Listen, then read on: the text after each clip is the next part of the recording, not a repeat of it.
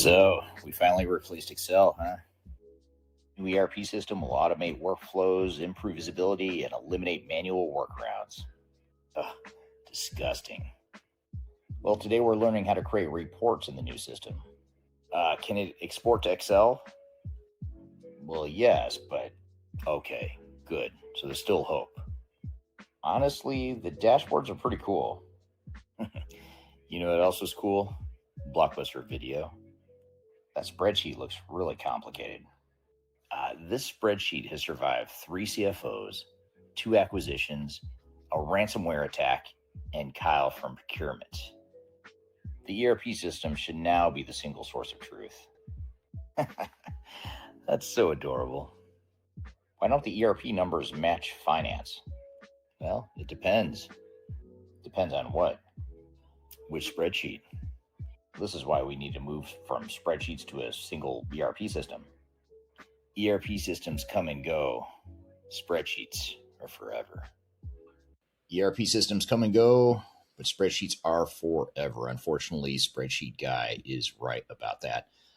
Welcome to episode 274 of Transformation Ground Control. That's the latest installment in the Spreadsheet Guy short video series out on TikTok, Instagram, and YouTube Shorts.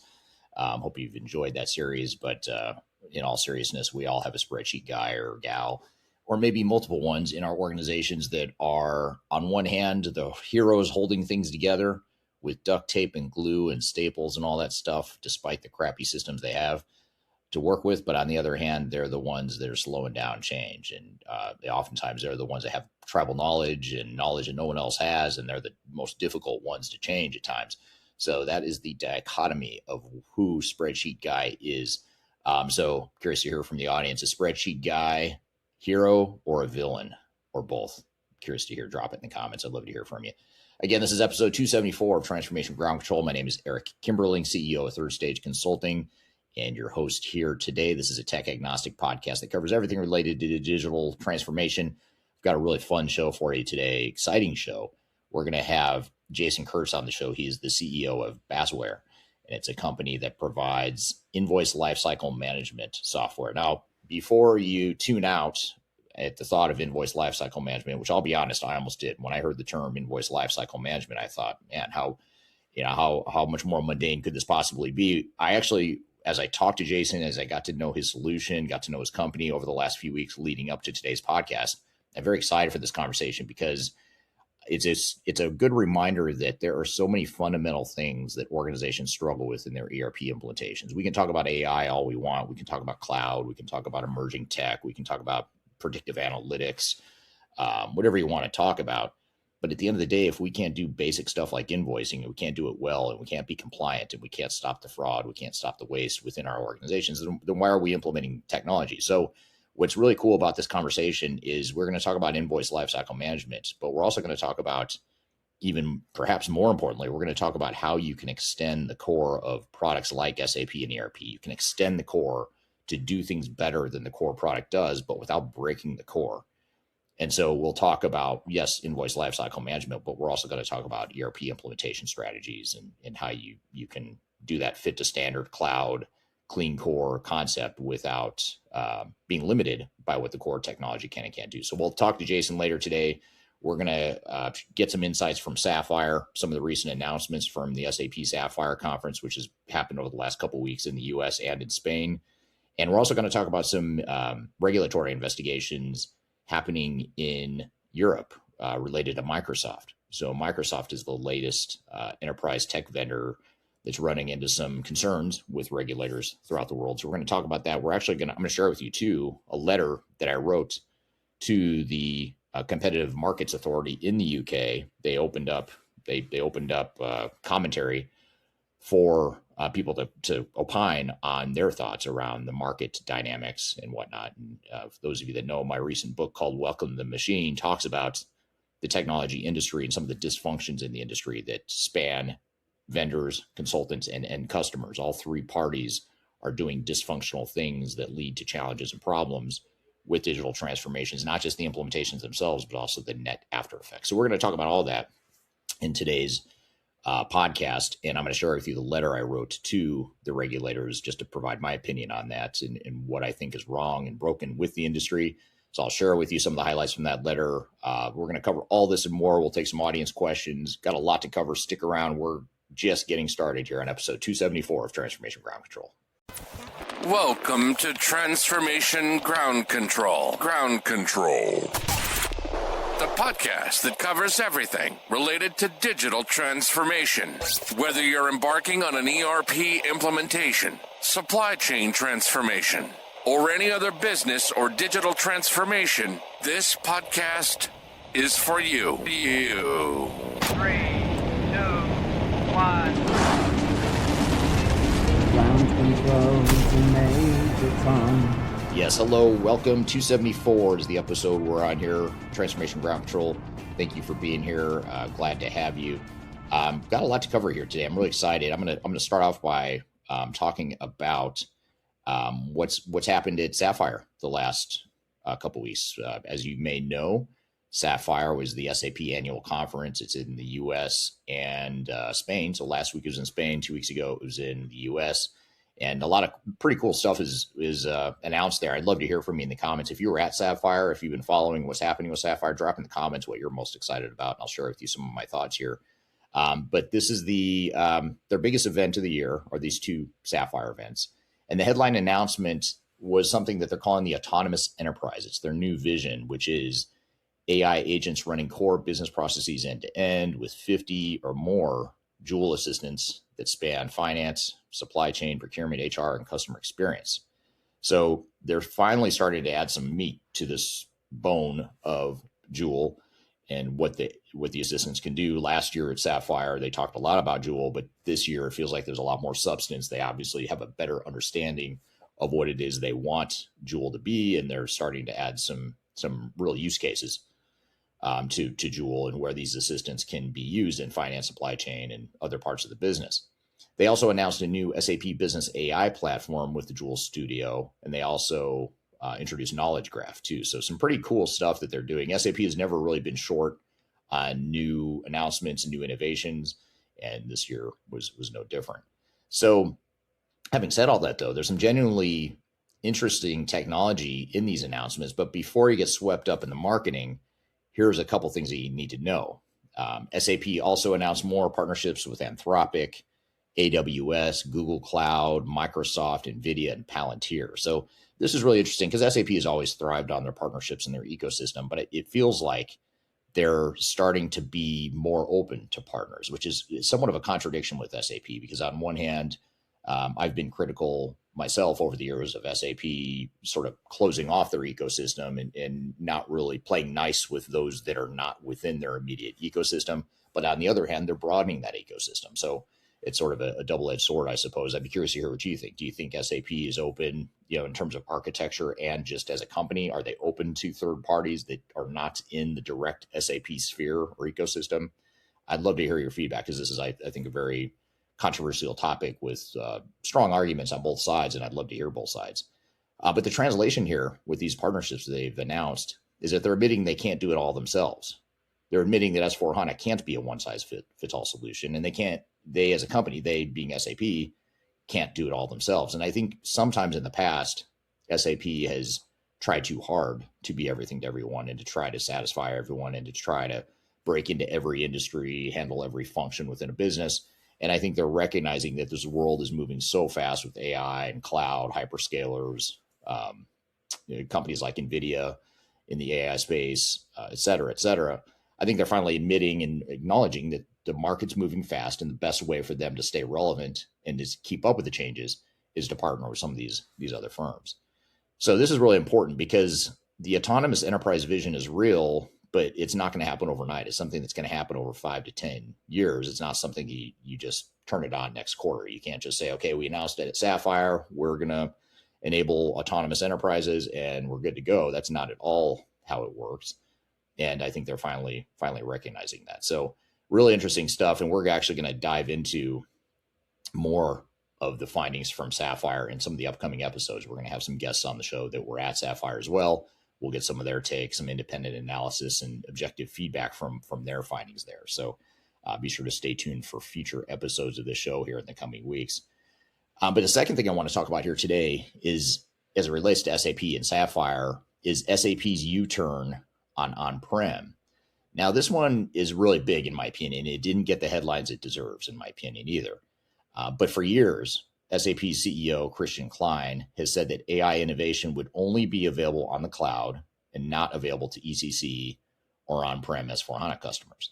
And that's something that always bothered me. It bothered some of our customers that, hey, we already bought this money. We spent all this money with SAP. Now they're telling us we can't take advantage of some of these cool new innovations they're doing, the Joule and AI and everything else.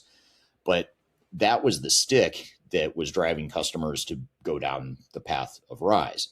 It was saying, hey, if you don't go with RISE, you don't commit to a migration path to cloud S/4HANA, then you're not going to get AI. All this cool stuff we're announcing looks good, but you don't get it unless you upgrade. And so that's been their strategy up until now. But at Sapphire this week, Klein essentially reversed that course. He said the Joule assistants and AI agents will now be available on-prem as long as you've committed to the cloud journey. So there's still that caveat of you have to have signed a contract. You have to be on board with this move to the cloud, which is really interesting because, on one hand, I commend them for opening things up a bit and softening their stance on the deployment of AI.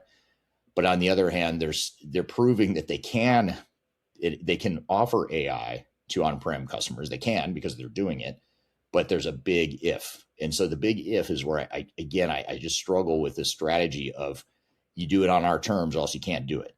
It's one thing to say, okay, we can't realistically, architecturally offer AI to on-prem, or we can't invest in AI for multiple platforms like cloud, public cloud, and on-prem. I get that. If that would make more sense to me. But now it's almost in some ways worse, because they're saying, yes, we're going to do it. We can do it. We are going to do it, but only if you commit to this cloud journey. And that's the rub. If they just would have left that last part out, I think they'd probably get people to migrate to the cloud eventually on their terms, and they'd be a lot happier about it. But instead, they insist on forcing it. So I'm curious to hear your thoughts. I mean, I do think it's a step in the right direction. I just wish they would just stop with the whole mandate thing. I think in my opinion, it's wearing thin. I just talked to too many customers, too many irate and disgruntled SAP customers that are still going to stick with SAP. That's the thing. They're not going anywhere. I mean, we don't see many SAP customers going to Oracle or Microsoft or anything like that. It's very rare. In fact, 10 years ago, it was pretty common. And nowadays, you just don't see a lot of SAP shops switching to become Oracle or Microsoft or Workday shops or whatever. But having said all that, I just think that they could soften their tone a bit. But it is a massive concession. It tells you the cloud migration pressure isn't working as well as SAP had hoped, even though they're still applying some pressure. They have backed off a bit. And there's been enough pushback from the user community. I know the DSAG, the ASUG, different user groups throughout the world, it's all having an effect. And so if you've been holding off on a forced migration, this gives you more leverage. And we're going to dig into this in upcoming episodes as well. So curious to hear what you think. What do you think of this? Not a U-turn. I don't know if U-turn is the right word, but it's a pivot. Why don't we call it that? Because that is essentially what's happening here with their decision to allow some AI adoption with on-prem customers, as long as they commit to the cloud journey. Curious to hear your thoughts on that. So I want to pull up a related audience question of the week. And this is from a recurring pushback in my comments and DMs. This is actually indicative of many comments I get. Now, I get a lot of mixed comments from people when I talk about vendor lock, when I quote unquote pick on SAP because they're the big 800-pound gorilla in the industry. They're probably the most aggressive at the forced migration approach. And, to be fair, they've got enough leverage with their customer base that they can. And this is what I talk about in my book, in Welcome to the Machine. When you get a company as big as SAP, or even Oracle, Microsoft, maybe to a slightly lesser degree, they all do it. It's not like SAP's alone here, but SAP just is the bigger behemoth, and they're more aggressive with their approach, maybe because they can. But the problem here is these companies are getting so big, and they're getting customers locked in so deeply, and the technology is becoming so intertwined with their customers' operations that the switching costs are just so high. It is such a pain to move from SAP to any other platform, or to move from Microsoft or Oracle to SAP, to be fair. I mean, anywhere you move, it's very difficult, especially for these big Fortune 500 multinational companies throughout the world. But I've been critical of it, and I'll always be, if I have a bias, it's always going to be that I'm biased towards customers, because let's be fair, let's call a spade. We make our money from our clients, so our job is to represent our clients' best interests. We don't make any money off vendors, so by definition, economically, we don't have a financial stake in ensuring that vendors are happy.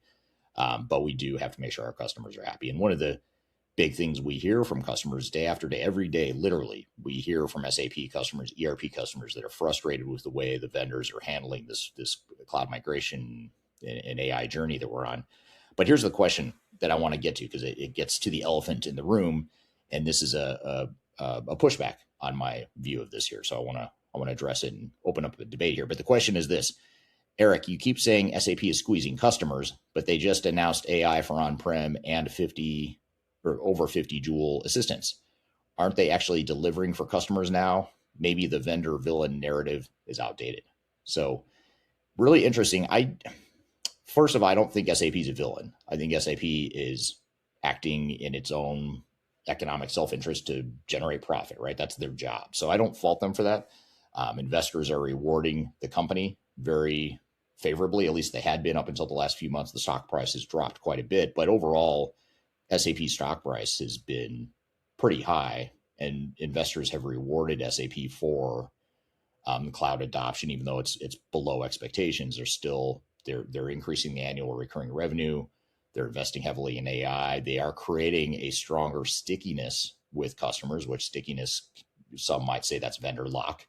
I'm not saying it's intentional. I'm not saying SAP does any of this intentionally. SAP is intentionally trying to sell software, so I don't fault them for that. But again, back to the theme of my book, Welcome to the Machine, this industry is broken. Just the systemic way that it's built is broken. And so it's no one person that has this draconian dystopian master plan to take over the tech industry and screw every enterprise customer out there. That is not what's happening. But what's happening is the industry is morphing into something that I think is taking away from customers, or taking leverage and power away from customers and putting it in the hands of tech vendors.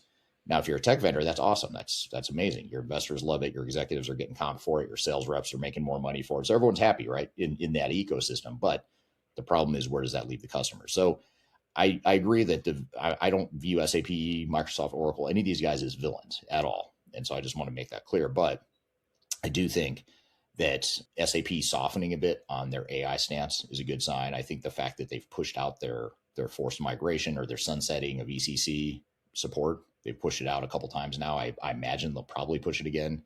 Some will disagree with me strongly. Some in the SAP space will strongly disagree with that, but I don't see how they could possibly stick to that 2030 deadline. But that's a debate for a whole nother time. But I do think that they are softening. They're recognizing that the stick tactic isn't working. I'd like to see them use more of a carrot, like let's build amazing products that everyone's excited to migrate to.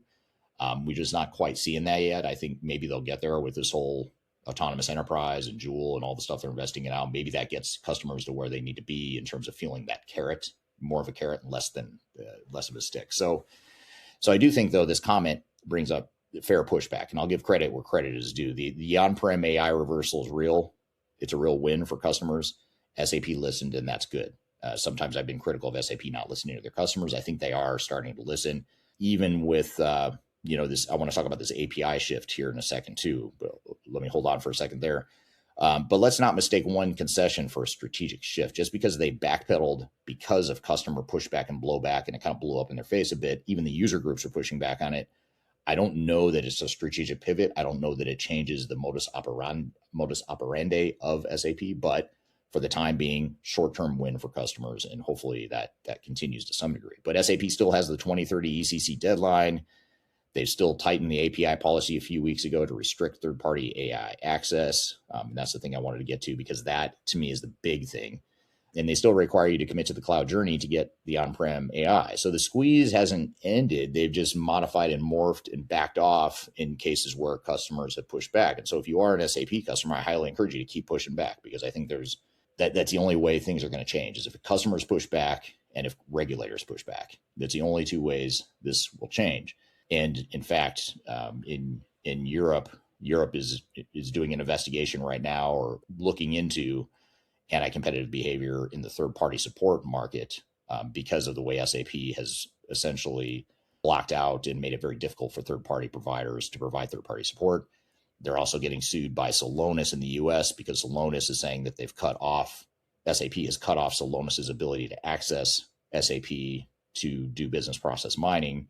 And so I look at those two things. The regulators are starting to get, more involved and starting to turn up the heat, not just regulators, but litigation as well. So through litigation and regulation, you're starting to see some movement there. I'm going to talk in a few minutes here about Microsoft too. Microsoft is facing some significant similar issues that I'll dive into as well. But in both these cases, I've submitted my own opinions to regulators on what I think about this and the dynamics of the industry. I based a lot of this, what I wrote to regulators is what I used to inform my new book, Welcome to the Machine, where I talk about dysfunctions in the industry. And so I think that's the lesson here is customers push back hard, regulators are stepping in, there's litigation happening. So the pressure's going both ways. SAP's putting pressure on customers. Now we just need more customers, regulators, perhaps litigation. And I'm not saying go sue SAP, to be clear, for all the legal types out there. I am not suggesting that everyone needs to go sue SAP, but I am saying that through regulation, litigation, and customer pushback, those are the only three things you're going to be able to do to change the behavior of SAP and other big tech vendors.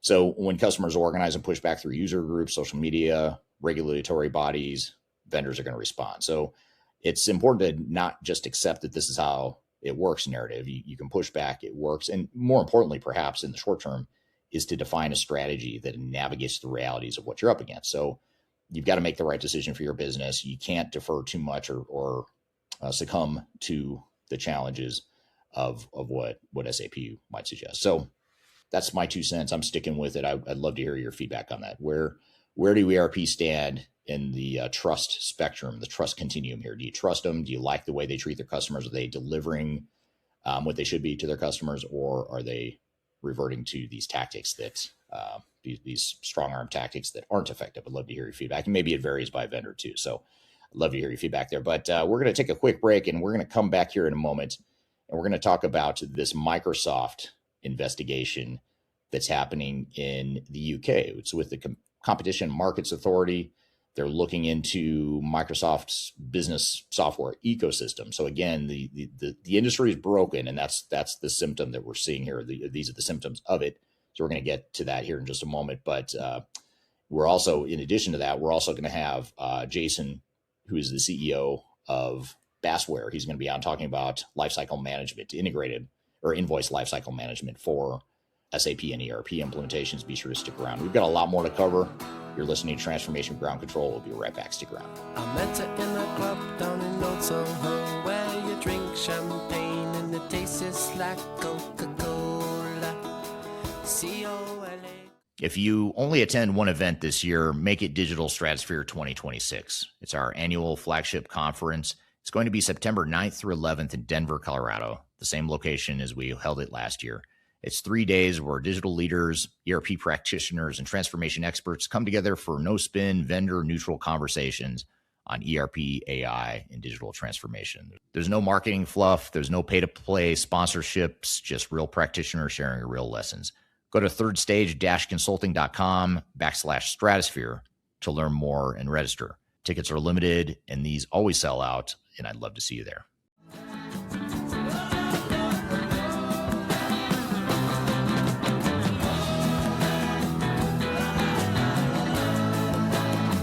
Hello, welcome back to episode 274 of Transformation Ground Control. This is a tech agnostic podcast that covers everything related to digital transformation.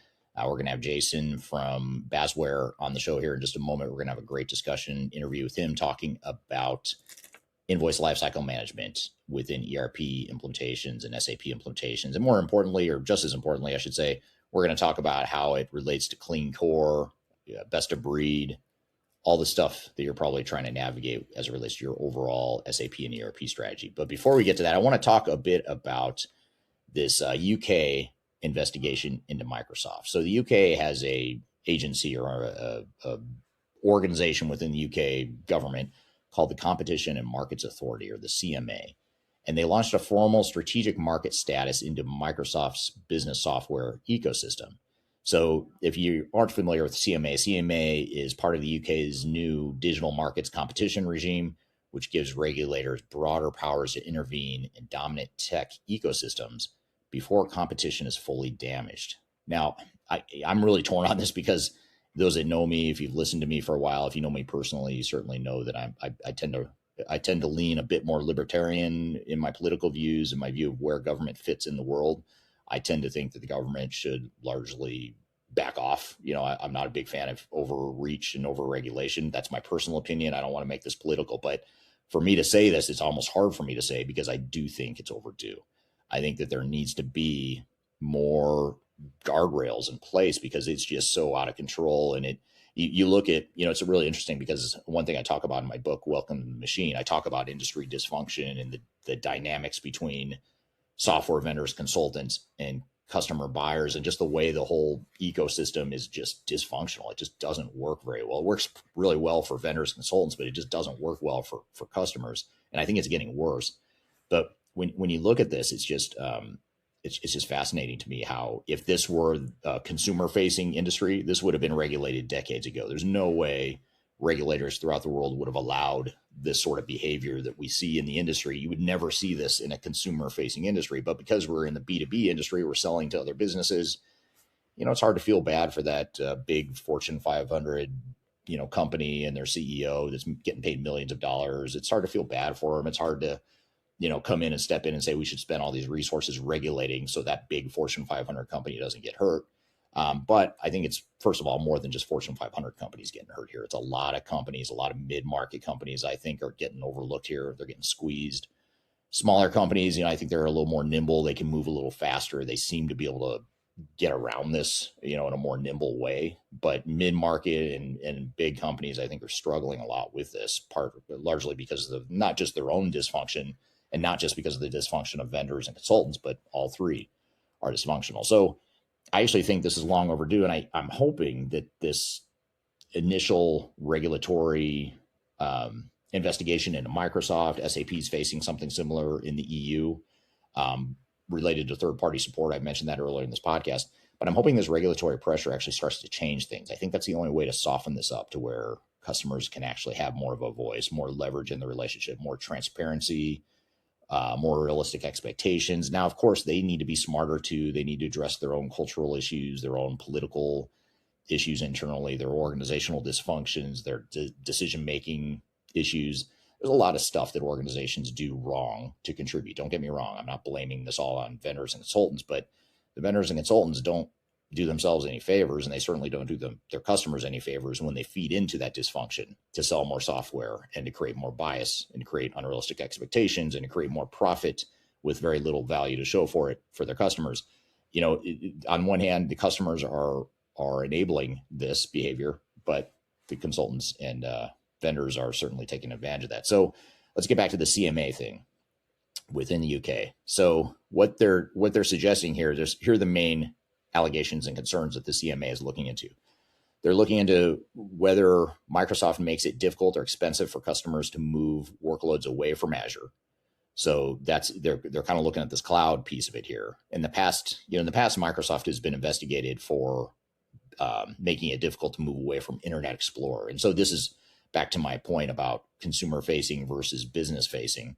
Back, 20 years ago, 25 years ago, I think it was early 2000s, the EU launched an investigation into Microsoft and the way they bundled Internet Explorer with Windows and Windows machines and made it difficult for you to go with a Netscape, or I think Netscape was the big browser at the time, which I don't think exists anymore, but Netscape was one, and there's other competing browsers that didn't have, or they had a disadvantage, basically, is what the allegation was looking into. And eventually, from what I recall, Microsoft had to unbundle Internet Explorer, or at the very least make it very easy to switch from Internet Explorer to a competing browser. Now, the interesting thing about all this is, first of all, Internet Explorer is not super relevant nowadays as it once was. So at the end of the day, you wonder, well, does it matter because things change so quickly? But even less known is Netscape. So Netscape is something that didn't last. So even regulatory support or help wasn't able to help them. And Internet Explorer continued to thrive. And of course, now we're all talking about Safari and Chrome and other browsers.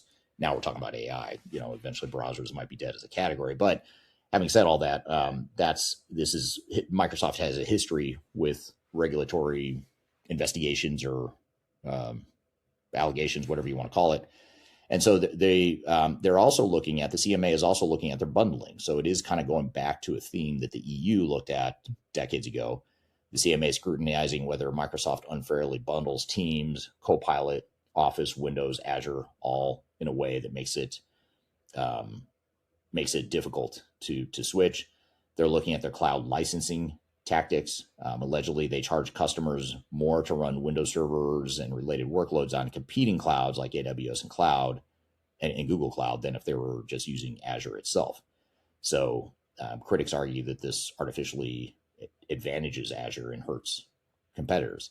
So this is really interesting because this is bigger than Microsoft. This isn't all, to me, this isn't really about Microsoft. It's a systemic dysfunction within the industry. And Microsoft happens to be a big player. They just happen to be the one, for whatever reason, that has a bullseye on their back or a target on their back in this particular investigation. So the investigation could become a blueprint, though, for how regulators globally address ERP vendor lock-in, AI platform dominance, cloud concentration, enterprise software bundling. This is especially relevant as AI becomes embedded into more core enterprise workflows. So I think this is much broader than Microsoft. I think it's just the start. Eventually, regulators will probably look into other vendors and just the overall market as a whole. So, why should you care as an enterprise customer? Well, it affects negotiating leverage that you do or don't have. It affects your future software costs. It affects your cloud strategy flexibility, whether or not you can embark on composable ERP strategies or best of breed strategies, how you use AI tools. All this stuff is going to be affected by how this all plays out. And so, again, this is all moving so fast, and companies are making huge multi-million-dollar decisions right now that are going to affect them for years and decades to come. But but they're doing it against this backdrop of sketchiness or questionable behavior, in my opinion, of the industry. So, depending on what happens, there's a lot that the CMA could do to remedy the situation. They could put restrictions on bundling. They could require interoperability. They could make it easier to switch. They could change licensing practices, limits on Azure pricing, requirements on third-party integrations, et cetera, et cetera. So I think these are all things that are yet to be determined by the CMA, and there's a lot that will come out of this that will come out as a result. Now, what I want to do here is I want to share with you a document this is a letter that I wrote just a few days ago and sent it to the CMA, and this is these are my comments on the whole thing. So what I want to do here is I'll highlight a few things from this letter. Now, here's one that I want to highlight right here, and this is the central thesis of my letter. It's about it's a 16-page letter that goes into some detail with what they're investigating and what my thoughts are, my observations, my opinions, et cetera. So my central thesis of the letter is that Microsoft's business software ecosystem delivers significant innovation and customer value, but its increasing ecosystem concentration, bundling practices, and integration dependencies may create structural barriers to customer choice, interoperability, competition, and long-term innovation within enterprise technology markets. That's the whole premise of this letter. And as you go through it, I'm not going to read it all to you. I want to just highlight a few things, though. One is that my concern is not innovation itself. Microsoft has contributed to productivity and capability of modern enterprises. I acknowledge Microsoft's investments in the UK. I focus a lot about the UK and UK industry because that's where this is all happening. We have an office in the UK. We have a team in the UK. So I want to call out that group, although this is something that I would apply or I could apply to any part of the world. I don't think this is at all unique to the UK, but this investigation is. So that's where I'm focused here. So, and one thing I make clear throughout this letter is I am not blaming Microsoft. I'm not saying Microsoft has the intent to do the things that are the outcome of what's happening, but it is something that regulators need to look at. So when you go down this, I highlight a few things. I focus on increasing dependence on a single vendor ecosystem. And I talk about the different ways that Microsoft bundles all these different products together. Now, this is what's strange is on one hand, I actually like Microsoft's strategy because they have so many different options and you can plug and play Power BI and You can use Azure and Power Platform, Power Apps. You can go create your own apps. You can use Copilot. So they've got all this cool stuff. It's very innovative. It's very cool stuff. I have no problems with Microsoft, even though I still, to this day, 30 years later, 30 years after graduating college, I still curse Bill Gates every time I have a formatting issue with Microsoft Word or Microsoft PowerPoint, because it's the same formatting issues I've dealt with for 30 years of using Microsoft products. But that's a whole nother podcast episode I'll get to some other time. But having said all that, despite my little formatting issues and problems, and for me blaming Bill Gates personally, despite all that, I do like what Microsoft does, but I think they've created a situation where customers are potentially being harmed. And I talk about how increased switching costs is raising prices longer term for customers, or it likely will. Reduces architectural flexibility and modularity, and creates organizational procurements and skills dependency on a single ecosystem. So, it's up to the regulators to decide, is that a big enough deal? How might that harm people? What's the economic impact, or whatever? I mean, that's not the scope of this letter. This letter is more to talk about where I see the challenges. When you look at this, you'll see that I also talk about bundling and commercial pressure. Anytime you bundle like that, you get customers more locked in. The customer loses pricing leverage. I talk about the interoperability and technical integration concerns. So, being able to integrate with other third parties, in my opinion, is something you should absolutely be able to do, especially when your data it's still your data, but now it's in the cloud, it's on someone else's infrastructure. I mean, just because it's on Azure or in someone's application, in the case of Microsoft, it's in their apps, it's still your data. You should be able to get it out and do whatever you want with it, put it wherever you want, integrate it wherever you want. But the vendors, not just Microsoft, they all do it. They're trying to limit that to some degree. And I think that's another area where customers are losing control. Now, where I want to talk is about how business software may evolve. This is one of the things they asked the respondents to comment on. So I talk here about the AI ecosystem concentration risks, and how there's a risk here with having too much concentration with AI and the other apps that go along with it. I also talk about the shift towards composable architecture and how that's where we're starting to see more organizations go. But at the same time, you're seeing pressures against that and I think vendors are responding to the composable ERP movement because they want a bigger share of wallet to get more people to invest in their software. And so they're going to push back on that movement by trying to make it more advantageous to customers, at least in the short term, to stay on their platform, to double down on their platform. And they might even offer concessions to get them to do that now. But the more they're successful now, the more that the vendors, are going to shift the playing field in their favor to where customers are going to find it harder and more difficult to switch later, to get their data out of the system later, to move to an entirely new platform, to try to integrate third-party systems. They just lose more leverage over time with the more concentrated that investment is and that risk is. And so I talk in here, what are the risks of vendor lock-in? And I talk about how you lose operational control because software vendors can change the software however they want, and you're going to accept it because now you're in the cloud. You may be on a multi-tenant cloud SaaS provider solution where literally you show up on a Monday morning and the system looks entirely different. You didn't know it was going to change. It doesn't meet your new business needs. That happens unilaterally. We have some customers that are using other products, not Microsoft, but SAP, and we've seen this with Oracle, maybe to a lesser degree, and other vendors too, where they decommission or discontinue certain modules within the software just because they decide, look, not enough customers are using this, or it's not working well within our overall suite, so we're just going to discontinue it. And now all of a sudden, customers left with a big gap in their operations, and they don't have a say in that. That now they have to go find a different system and go spend more money on something else because vendor chooses not to support it anymore. So that loss of operational control is a big deal. And I'd love to save this podcast, bookmark this podcast, watch it again in 5 or 10 years and see how relevant this statement is, because I don't think customers realize how much operational control they're giving up. Because right now we're at a moment in time where you can assess, yes, this fits, or no, it doesn't fit my business. If the answer is yes, that's great. You invest in that cloud system 10 years from now, doesn't mean it's going to fit. There's a high likelihood it's not going to fit anymore, not because it's a bad software, but because your business is going to change.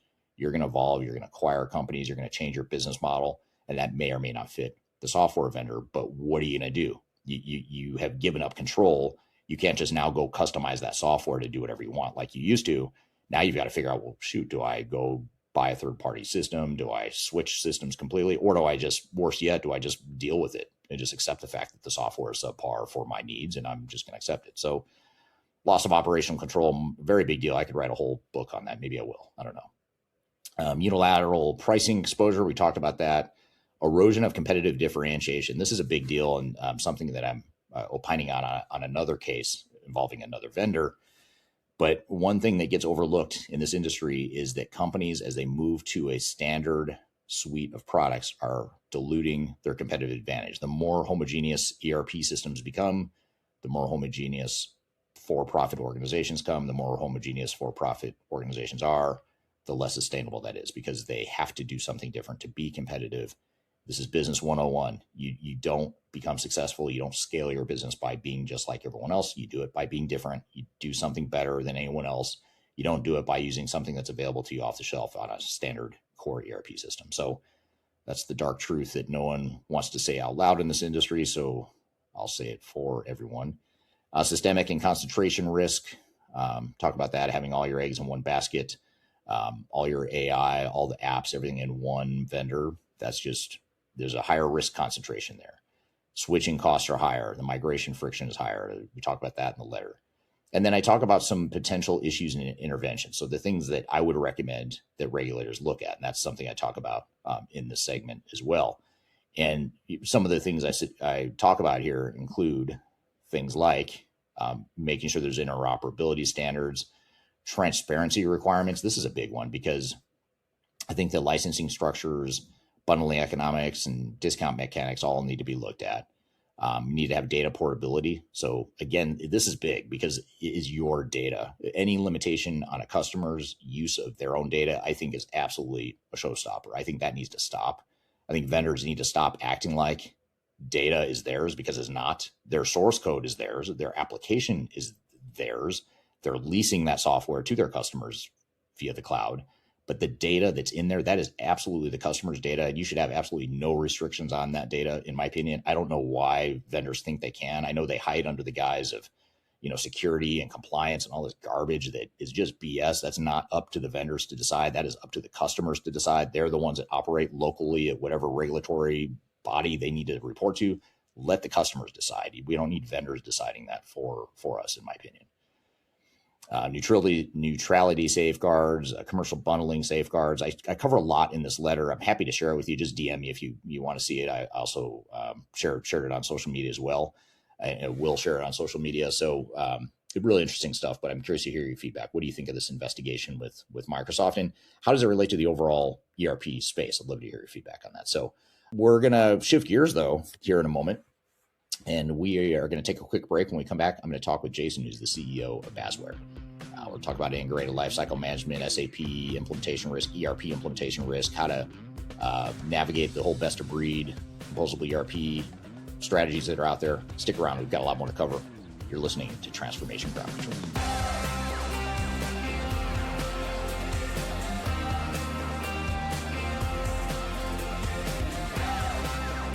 I'm Greg Benton. I'm the Chief Strategy Officer with Third Stage Consulting. And if you are embarking on your digital transformation journey or in the middle of that journey in 2026, you're going to want to see our digital transformation report. This latest edition really dives into a lot of the key trends that we're seeing in the marketplace and the ecosystem right now. It also highlights a number of the things that are happening with AI being an important component and integral part of the ERP systems that are leading the way right now. Also, the shift toward composable and best-of-breed cloud solutions is really accelerating the decline of monolithic ERP replacement. The opportunity to download the report is found at thirdstage-consulting.com. And you'll also find other tools that will help you in the initiatives and the business planning that you're doing for 2026. Don't leave phase zero without it. Reach out today. I want to encourage you to read our Guide to Organizational Change Management. It's a free report or free guide that we published. It's one that I actually wrote that talks about best practices and lessons learned as it relates to change management. So as you know, on this podcast, we cover a lot of stuff related to the human sides of change, organizational change management, including training, communications, org design, all kinds of stuff as it relates to change management. So if you're trying to learn more about change management, or you're looking for more direction and ideas on how to get started on your change management strategy and your overall journey, be sure to check out this guide. You can read it by scanning the QR code on the screen in front of you, or in the links below for this particular podcast episode. You can find a link to take you to the page that will allow you to register to go ahead and download that and read it for free. So be sure to check it out. It's the Guide to Organizational Change Management, written by yours truly. I hope you enjoy it. Let me know what you think, and hope you enjoy the rest of this episode.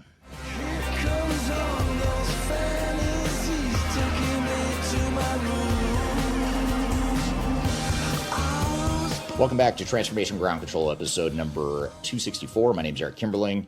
You can find new episodes of this show every Wednesday at transformationgroundcontrol.com.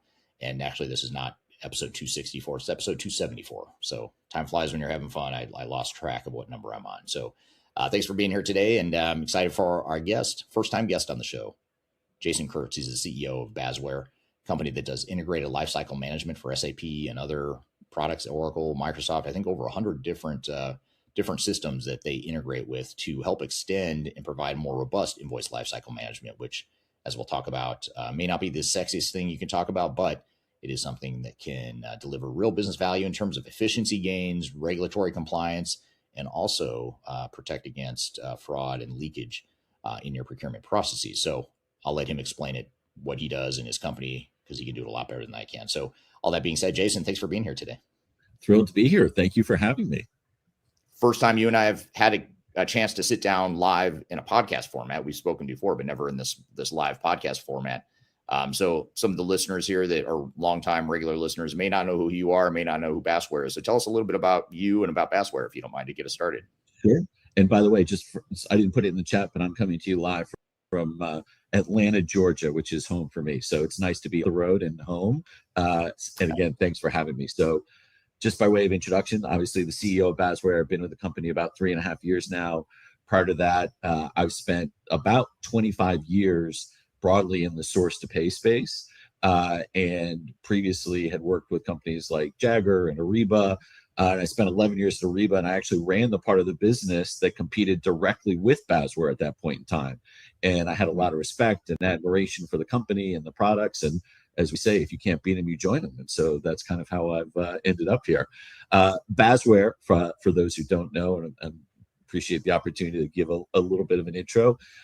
We are the worldwide leader in invoice lifecycle management. So end-to-end management of invoices, everything from invoice ingestion to matching and reconciliation to exception handling, routing for approvals, protection from fraud and duplicate and overpayments, supplier statement matching and reconciliation, all the way over to passing an OK to pay to your ERP, whether that be SAP or Oracle or whatever it might be. So I want to stop for just a second there, because Jason used a phrase that you're going to hear a lot today in this conversation, and that's invoice lifecycle management. So I want to translate that into plain English because it sounds boring and bureaucratic, but it's actually one of the highest stakes processes in your business. And here's what invoice lifecycle management actually means. It means that every dollar that goes out the door from your company is or should be tied to an invoice. That invoice has to be received and read. So you're going to get it from email, paper, EDI, vendor portals. You occasionally run across companies that are still getting faxes, which is unbelievable, but it does happen. But you're getting these invoices through various sources, and then you've got to match the invoices to the purchase order and ensure that you actually received the products. And that's what's often called three-way match. So you would have purchase order, goods receipt, and then payment. You don't do the payment until you know you've got the invoice and the goods or services received. You're sure that it was approved by the right people in the right order. You check for fraud, which could include duplicates, fakes, suspicious patterns, and you want to make sure you're compliant with whatever country you're operating in. Or in the case of the United States and other parts, you also might have more local requirements as well. You also want to make sure that invoices are paid on time, the right amount to the right account, and then you want to record it in your ERP system to make sure that the books are accurate. Now, this sounds simple enough, right? But you multiply that by the millions of invoices that your company processes a year in dozens of different countries and dozens of different currencies. with dozens of different compliance regimes. Each one is different. Each one is changing every year. So you can see how this quickly becomes a big deal. If you get this wrong, you could lose millions through fraud, duplicate payments, compliance fines, lost productivity. You damage your supplier relationships because you're not paying them on time. So now you're getting your raw material slow because they're holding out shipments because you haven't paid them. That affects your entire supply chain, your customers, your revenue and cash flow. Lots of domino effects here. So you get it right and it's invisible. The money flows out the door cleanly and your business runs. And that's what makes invoice lifecycle management potentially so boring. It should be boring, but for most organizations, it's not boring. It leads to issues, leakage, fraud, all that sort of thing. And I think the fraud thing is a big deal because especially now with AI and phishing scams and things of that nature, it's easy to, it's relatively easy for nefarious actors to submit, fraudulent invoices and somehow get payment out of a less sophisticated or robust procurement or accounts payable department. So companies that get it right can have a real advantage, and that's why this is so important. Been very fortunate. We essentially created the industry nearly 41 years ago. We are headquartered in Helsinki, Finland, as you could probably tell from my accent. In our lifetime, we've processed over 2.5 billion invoices and just over 10 trillion euros in invoice spent. So really proud of all those accomplishments. Yeah, that's great. So I didn't realize the whole if you can't beat them, join them aspect of your background. I didn't realize I didn't make that connection before when you and I spoke. So that's really interesting. Yeah. I'm curious. I've got to be honest. When you and I first talked about this podcast and this topic, my knee-jerk reaction was invoice lifecycle management.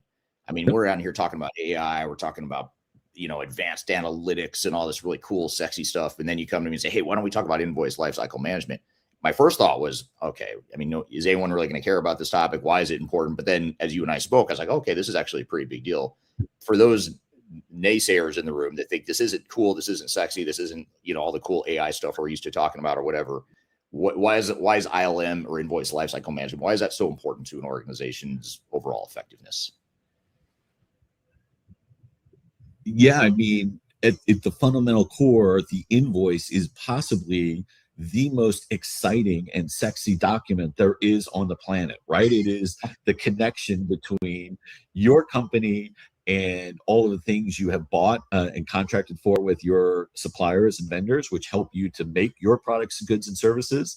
It has unbelievable amounts of data in terms of your spend. What did you buy from who, for how much? Central to your compliance, both commercial compliance with the agreements that you're doing with your vendors, but also fiscal compliance and being able to operate in countries all over the world. So I would say, if there's any document that is sexy, it is definitely the invoice. Well, and it's such a critical part of operations. And as you and I were talking about that, I know you're being somewhat facetious, but as you and I spoke about this, I realized that it got me thinking about how sometimes in digital transformations we lose sight of the fundamentals, like being able to manage invoices and pay your suppliers. I mean, that's such a basic thing, and we're over here talking about things light years in advance when we haven't taken care of the basic fundamentals of being able to handle invoice lifecycle management. And so I think sometimes it's important to come back to the fundamentals of things that companies struggle with, and you need to figure out before you can get to all the other cool stuff that everyone's all excited about, like AI or whatever. Yeah, I mean, it is an invoice in all seriousness, and obviously we were having a little fun there, but it is an important document, right? It is the thing that connects what we bought from our suppliers to what we're going to be spending, the costs in our business. It is a requirement for operating in various countries to have invoices structured in a certain way. So, if you want to go do business in France, as an example, as of September of this year, if you don't structure and send and receive invoices in the right way, you can't do business there, right? Or you'll be fined. And so it is really, as you say, in some ways it is plumbing and some real back to the basic stuff, but it is something that is incredibly important. And people have been working on trying to improve and automate this document and this process for decades. And I think, it's kind of the holy grail of getting there. And we talk about at Basware being on this journey of taking our customers from wherever they are today to 100% automated, 100% protected from fraud, and 100% compliant in all the countries they operate, so that they have complete control of every invoice, every time, everywhere. And you would think that's not so hard, but companies have been trying to do this for 40 plus years, and they're still working on it. We're happy to see some of the most successful and best performing companies in the world choosing us to help them on this problem. Yeah, no, that's great, and it's well said too. I think you framed the topic at hand here and the importance of this topic at hand really, really well. Want to go to the audience now. We're starting to get some comments back from people in terms of where they're joining from. Hello to Sanjay on LinkedIn. Thanks for joining here today. Dirk joining from SAP Sapphire Madrid, which is very timely. So thanks for joining, Dirk, from Sapphire. I was at the one in Orlando last week. So yes, I couldn't make it to Madrid. I had to do this with you. Yeah, exactly. Well, thank you. I'm flattered that you chose to join this podcast instead of and I'm flattered that Dirk chose to step out of Sapphire, although it's probably exactly. Thank you, Dirk. Tell your friends, tell your colleagues to join the podcast, because it's very relevant to that audience for sure. So here's a question, an early question here from Sanjay, and then I'll get into a couple of the ones I had for you too. But Sanjay asked on LinkedIn, which SAP platform is best suited for Invoice Lifecycle requirements? SAP S/4HANA, ECC, or cloud-based solutions, performance considerations, or cloud-based solutions and performance considerations exist for high-volume invoice processing. So which of the SAP solutions would you say is best for invoice lifecycle management? Well, the good news is Invoice Lifecycle Management spans all versions of the platform. So if you look at today, just at Basware as an example, we have over 600 SAP ERP customers on different formats, generally ECC or the new cloud versions. Over 100 of them are already live on the cloud, and literally growing every single day as more and more customers make that migration. So the answer is all. And in fact, that's where we sit, particularly well, where there's a complex environment, whether that's multiple instances of SAP, multiple instances of ECC plus cloud, or multiple ERPs. So a lot of our customers have ECC, maybe cloud. They might have an Oracle based on an acquisition, or Dynamics or something like that. That is where we shine. The more and then I would also add, I think the other part of the question was, so the more volume in more countries with more different currencies, that's where Basware and Invoice Lifecycle Management is really at its best. And you look at our customer base, whether that's all over the world, whether that's Cummins or someone like that in the US, or NG or Danone or Heineken, like those are all large global complex enterprises that fit us, and that's where we really shine. Gotcha.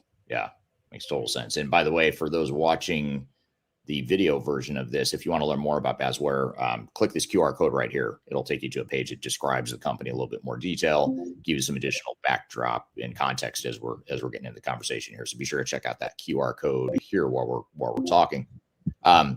So I want to get into a topic here around your years at Ariba before SAP acquired it. And so what was fundamentally different? You've been doing this. Let me back up for a second. You've been doing this for decades now. You're not new to this space. You were at Ariba, as mentioned, and now SAP after the acquisition, or then to SAP, and then now obviously with Basware. So what's fundamentally different about AP and invoicing today versus say 5 years ago or more? Yeah, I think there are a few things. So one, which we got in a question about the transformations, right? Everybody is moving typically from an on-prem to a cloud, and that has ramifications on AP. So that's certainly one. Two, and I briefly mentioned it, is these invoice compliance mandates that are happening around the world. So whether that's France, Poland, Germany, Belgium, continuing evolution of that in Mexico, Brazil, et cetera. There's never been a point in time where so many invoice mandates are coming live or being updated or changed, and that has dramatic impacts on AP. The third, is certainly AI, right? There are capabilities in AI that are driving the value to AP teams like never before, and so taking advantage of that is definitely capability. So I would say those are probably the big three of the changes that we're seeing that are really having a big impact and making now the time to really invest and take a hard look at your invoice lifecycle management or AP capabilities that you might have today. Gotcha. Yeah, makes total sense. Here's a question from Megan on LinkedIn. Megan says, what do you find to be the biggest issue when companies switch to a new system or move to the cloud? And whether it's related to ILM or just in general, it's up to you how you want to answer that. But I'm just curious what some of the biggest challenges are that you've seen. Yeah, when I talk to our customers and when I speak to folks, whether they're the CFO or CIO or head of digital transformation, probably the biggest challenge or issue is ROI, right? Like, what's the value that we are going to get from going through this transformation to a new system or to the cloud? That's a big one. And I think companies have really struggled with answering that question. Now, the great news is, AP and invoice lifecycle management have kind of been demonstrably proven to deliver real hard dollar savings and ROI. So I think our customers would tell you start there. And as part of your journey on ILM in that journey to the cloud. But I think that's one that would be number one would be that ROI question. So I want to insert a quick myth bust in the conversation here, and that is that we don't need ROI for cloud migration.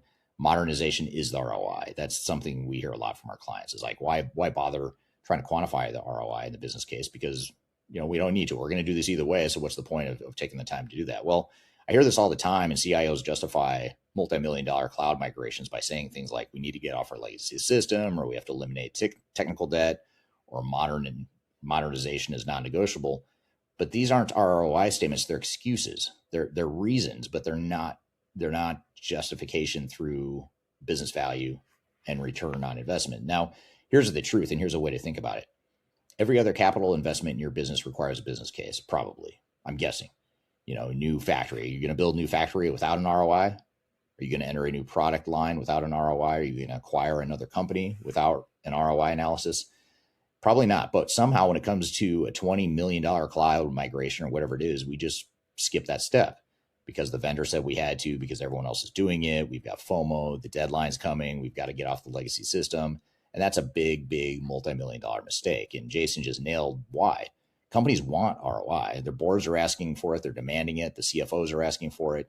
They just can't find it because they didn't build the business case at the start.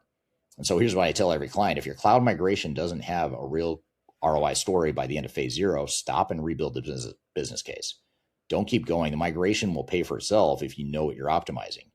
If you're optimizing automation, fraud protection, compliance, working capital, AP efficiency, those are real dollars, but you have to look for them, and most companies don't. And not only is it a matter of realizing business value, it's also a matter of providing your implementation and your transformation team with some parameters and some principles that you're striving towards. Because if you don't have a business case and an ROI analysis, you're not going to know how to make decisions around customization and pivots on your scope, adding additional modules, maybe investing in bolt-ons or customization, whatever it is. You're not going to be able to make those decisions clearly without having an ROI. So you need to have an ROI. It's going to help not only deliver business value longer term, it's going to help your implementation. It's going to help you stay on track and help you stay focused. So you just want to make sure that you do focus on that ROI component, which is so important. Now, we've got a lot more to cover. We're here with Jason from Basware talking about invoice lifecycle management. We're talking about ERP risk. We're talking about a lot of different things. We've got a lot more to cover. We're going to dive deeper into this here in just a moment. We'll be right back with more Transformation Ground Control.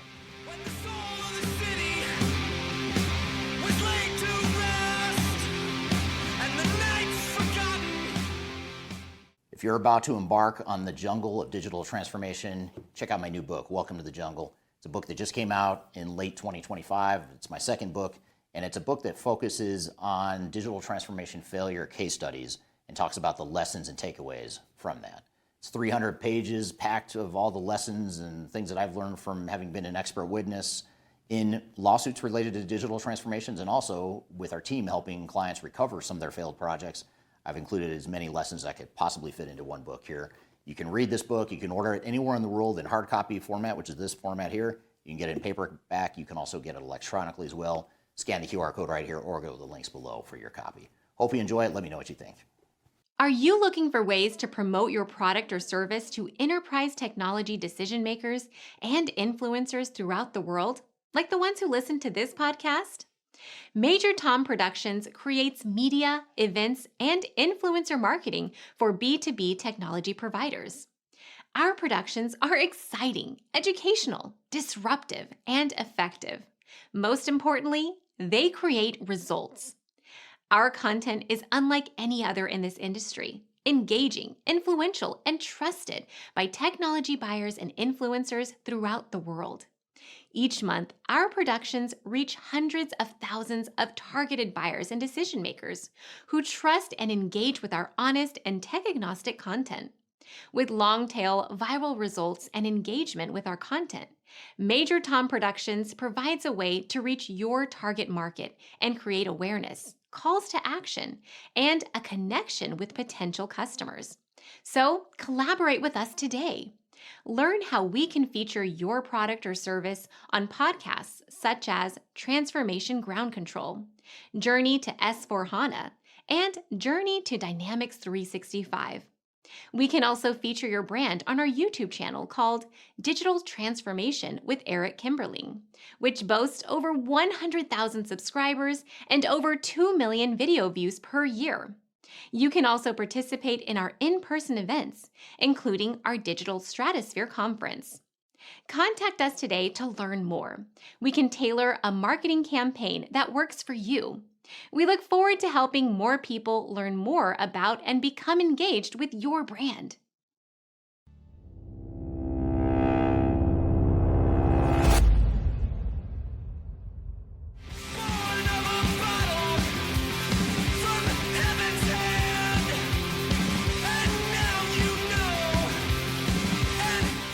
Hello, welcome back to Transformation Ground Control, episode number 274. My name is Eric Kimberling. This is the tech agnostic podcast that covers everything related to digital transformation. And if you haven't already, be sure to check out my new book. It's called Welcome to the Machine. It covers all things related to the tech industry and how you can navigate digital transformations in that context. I'll include a QR code here on the screen. Be sure to check it out. You can find it on Amazon. It ships anywhere in the world. It's also newly available on Audible too. So if you like the audio version of the book, you can find that and download that, listen to it at Audible on the Amazon website as well. So we're here with Jason from Basware talking about integrated lifecycle management. It's interesting. I don't know if you've seen this too, but it seems like a lot of companies in their mad rush to the cloud, like you described, or those are my words. Obviously, you didn't say mad rush, but I added that little dramatization of it. But in this dash, in this rush to the cloud, a lot of times organizations forget about such a basic thing like ROI. They think, well, I've got to go to the cloud. I don't why think about an ROI, why think about a business case. I just need to modernize. I need to get rid of technical debt. That is my business case. Do you think we'll have to go beyond that and say, well, no, let's look at some real metrics, some tangible value that we can get out of this implementation? I know as the CEO of a company, my board expects that. So I can't imagine, our customers wouldn't feel the same way, or most companies wouldn't feel the same way. So yeah, 100%. Like anytime we take on an investment like that, I think companies are looking for ROI. They're just having trouble finding it. I know I've literally sat in meetings with, our customers, and they said, okay, we're going to go spend X millions or tens or more millions of dollars or euros on this cloud transformation, and I don't know where the ROI is. Can you provide us some of this ROI that will help us fund this? And we say, yep, we got you, right? We're not going to pay for the whole thing, but we will help you on that journey, and we can deliver real hard dollar savings. And I think that's really exciting. And that's why so many companies are really taking a hard look at their AP automation capabilities and as part of their broader invoice lifecycle management, because there is savings that help fund that transformation. Yeah. And I mean, there's some other challenges that go, and I kind of honed in on one because I think ROI is so fundamental to the challenge that a lot of companies are having in terms of finding and justifying it. But two, these compliance may be a real challenge for companies as well as they're thinking about it, because the way we typically roll out software, whether it be, any new system, whether it be in the cloud or not, but, certainly mostly in the cloud now, is we tend to think about it as business units or geographical areas where we run our businesses. But these compliance mandates that are happening all around the world, they don't really care about our rollout plans. They don't really care about our business unit structures. They have set a date, they are going to happen, and you're going to be paying fines if you don't comply with those. And I think often it's IT teams and or functions that really don't understand those mandates who are making the plans around those rollouts of new systems and cloud transformations. And so these mandates are missed, and then you have to go back and scramble to be able to accommodate them and satisfy those local requirements. So I think that's another big one that can be a real challenge and a real force. Right. Yeah, that's a great point. And you bring up another question. I apologize, just for the audience's edification. Whenever I have a guest on the show, I send a handful of questions that I say I'm going to ask, and then inevitably by question 3 or 4, I go completely off script and start asking random things that have nothing to do with what I told the guest I was going to ask him. So I'm going to do that here for a moment, if you don't mind, because I think what you're touching on is really important around two themes here that kind of come together. And that is that in one hand, you have this whole fit to standard clean core movement in the SAP community, where it's like, hey, let's get rid of technical debt, customization, move to clean core, make things simple, which is great. But there's limitations to the software. There's only, there's business value you might be leaving on the table because of gaps in functionality or things that could be done better. And then in parallel with that, I kind of want to fold this into one question, if I can. In parallel with that, you also have this movement or this concern around vendor lock. Like, how do I diversify outside of one product suite? So how does Basware fit into that whole thing, as far as either extending the capability of SAP and or mitigating vendor lock? Is it something that SAP fights and resists? Or just tell me how you guys play with SAP as a company and as a product, if you don't mind. Yeah. So maybe I'll start there. We complement SAP, right? And we are a partner of SAP. We are BTP and Clean Core certified. And this all started because of that fact that I said earlier, which is we have over 600 SAP ERP customers who use us for invoice lifecycle management. And so, as they were starting their cloud journeys or thinking about it or moving along that journey, they said, hey, Basware, it'd be great if you had a more formal partnership with SAP, that you were closer, that you're, even more tightly integrated, from a product perspective. And so we said, hey, yeah, that makes a ton of sense. And SAP has been wonderful to embrace us and welcome us into this partnership. So I think a couple thoughts. So one, we're 100% part of the Clean Core strategy. In fact, what our customers tell us is they often want to, AP can be complex because of all of these countries that are being operated in, all the currencies, all the different business units, the multiple ERP or multiple instances of ERP. And if you try and put all of that complexity in SAP, that's the exact opposite of Clean Core, right? And so we have customer example that, a large German manufacturing company that said, hey, if we were going to do what Basware does and just try and do it in SAP alone, we would have had, we did a study, would have had over 3,000 customizations. With Basware, we essentially have 0, right? So, and that's just in AP. So Jason just delivered a contrarian truth that contradicts how most people interpret Clean Core. Now, most CIOs think that Clean Core means doing everything in SAP. And system integrators and SAP might even suggest to you that is part of what Clean Core is, or they might heavily insinuate that to be Clean Core, you need to stick with the SAP ecosystem or stick with the SAP direct product suite. But Jason just blew that up. He blew up that idea. Clean Core actually means using best of breed partners to keep SAP clean. I think this is really important because this is something I don't talk a lot about on this podcast. I probably don't talk enough about it. I don't talk enough about it in my videos and industry presentations, all that stuff. But to keep the core clean, you need to find the solutions that you need to bolt on to SAP, because SAP, just like any other system out there, is imperfect. It's incomplete. It is not going to be 100% fit with what you need. So rather than trying to customize the software, or worse yet, rather than trying to just deal with however SAP was built, for better or for worse, why not consider ways that you could find best of breed partners to keep the clean core? So I think that's something that's really important, like, because a lot of CIOs think that you want to consolidate everything into SAP, minimize customizations, eliminate third-party tools, and that's wrong. That interpretation actually leads to more customization, not less, because SAP can't natively handle every nuance of every business in every country. So Jason just gave you the proof. The German manufacturer that would have needed 3,000 customizations in SAP to handle their AP process globally. That's a lot. That's 3,000 customizations. And so the company saved 3,000 customizations and 3,000 potential breaks of the S/4HANA product. And now with Basware sitting alongside SAP, they don't have those customizations. And so the SAP core is genuinely cleaner now because they're not forcing it to do something that it wasn't built to do. So real clean core works when SAP does what it does best, which is core transactions, financial system of record. Specialized partners handle the specialized stuff like invoice processing, e-invoicing, AI, fraud detection, treasury tax, whatever it might be. And the result you get from that is a clean core, total cost of ownership that's lower, faster upgrades, easier compliance, and best-in-class capability for the parts that matter. Now, the opposite is true. This is the opposite, I should say, of vendor lock-in. This is a strategic partnership architecture. So it relies on SAP as the core, but it's also relying on third parties outside of SAP.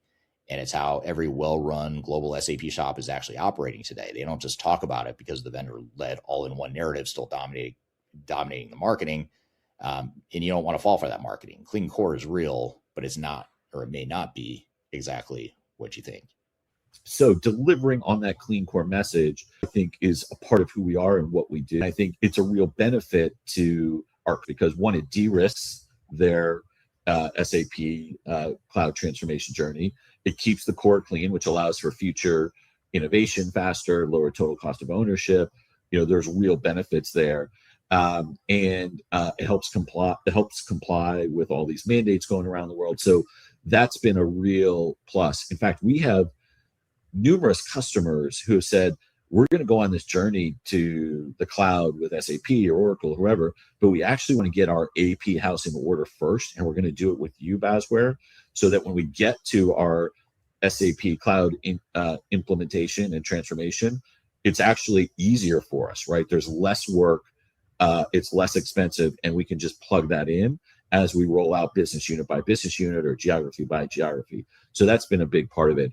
And I think to the second part of your question, which is around vendor lock, I think we de-risk that vendor lock, right? Because, like many other, I was at Sapphire last week, even SAP acknowledged, right? I think on average, their customers have, over 200 different software packages that exist and are integrated into their SAP landscape to diversify value where there's specific points of value. We are one of the common ones of that. And so that's a strategy that a lot of our customers have. And I think there are areas where kind of that best of breed that complements ERP, it complements SAP is really important. And because we do as invoice lifecycle management, we have to be the best at it. We have to have the best technology. We have to have the most advanced AI. We have to deliver the best value. That's our value proposition to our customers. And I think that because there's so much ROI associated with what we do, and that's why the complementary nature is so good and so strong there. Does that make sense? It totally does. And I think it's a good takeaway, a good reminder for SAP customers and really any ERP customer out there is, I think a lot of times there's like this binary decision-making thought process that goes into it. Like either I'm going to be clean core or I'm not. Either I'm going to go all in on SAP or I'm not. And I think what you're saying is you can go and have that clean core, but it's not all or nothing. I mean, you can add something like a Basware to. You're actually probably going to have you're probably going to have a cleaner core by using Basware and maybe some others than you would without it, right? So you're actually better off choosing a partner like us to help in that situation because you will get a cleaner core, you will have a lower total cost of ownership, you will have a faster path to innovation and future upgrades and things like that. So your actual clean core strategy is better served by using people like Basware. Yeah, really good point. And I think that's why, when we're advising SAP customers or any ERP provider customers, one thing we always do is to say, okay, even if you've already selected the software, you're going to go the path of S/4HANA, let's say, we always advise, like, go ahead and poke holes in it. Go ahead and find the gaps, not because you want to create uncertainty or you want to second guess the decision, but because you need to identify where these gaps are, to where the clean core is at risk if we don't do something to extend the clean core or add to it. And I think this is a good example of how you might do that in invoice lifecycle management. Yeah, and look, it's easy for me to say, right? You should go check out Basware and take a look at it. But I would tell you, go look at Gartner, go look at Forrester, go look at IDC. We are the most recognized year after year company in invoice lifecycle management. And in fact, if for those who are Gartner peer reviews, go take a look at the Gartner peer reviews. We have 4 times as many Gartner peer reviews as any other company in our space, because of this complementary nature and the leadership and innovation that we drive. And so, we let our customers do the talking on that. And so if you're a Gartner, Forrester, IDC, go take a look. I think you'd be very pleasantly surprised. And then Hackett just named us the leader once again in our space as well. So hopefully it's not just me saying it or you saying it. It's our customers who are saying it as well, which is great. Yeah, the most important stakeholder there. For sure. Okay, Mrs. NJ, thanks for joining on TikTok. I appreciate you being there. Ms. Medell Happen. I am Time Machine, joining from Vietnam. Thanks for being here today. So we've got a lot of people joining here on TikTok as well. So Jason was saying, right, as we were going live here, that he has never been on TikTok or on a podcast on TikTok before. So Jason Kurtz, ladies and gentlemen, he will soon be a star on TikTok. So thanks for watching here. Sasha. Hello, Sasha. Hello, TikTok world. I'm thrilled to be here. Yes. Yes. He's soon enough, you'll see Jason in dancing videos with cats and other fun memes, I'm sure, right? Be right on that. We'll invent the Basware dance, something like that. Yes. The invoice lifecycle. Something about invoicing. Yeah. Yeah. You could probably do something to make that fun, because invoicing is such an important fundamental thing for organizations, and a lot of times it's a pain too. So you could, because it's such a pain for a lot of organizations, you can have a lot of fun with that for sure. Here's a question from Srikon on YouTube. Says, what are the bigger risks companies usually face in SAP invoice lifecycle management, and how can they reduce them effectively? Yep. So I would say, that ROI, making sure we're getting ROI.